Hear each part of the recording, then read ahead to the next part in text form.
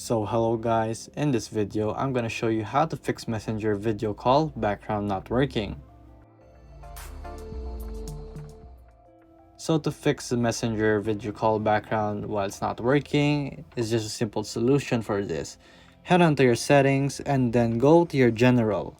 From there, I want you to go to your iPhone storage or your storage in general so you can fix it. So let's just locate Messenger for now. So let's see if Messenger is down here or perhaps past it already. There you go. All you have to do is offload the application. So what this does, it will free up the storage from the Messenger. This is just basically clearing your data in the Android version of Messenger. So when you clear your data and reinstall your application, everything will refresh and hope that new files will be replaced for your iPhone or Messenger basically. So there you go guys. If this video was helpful, please hit the like button and don't forget to subscribe.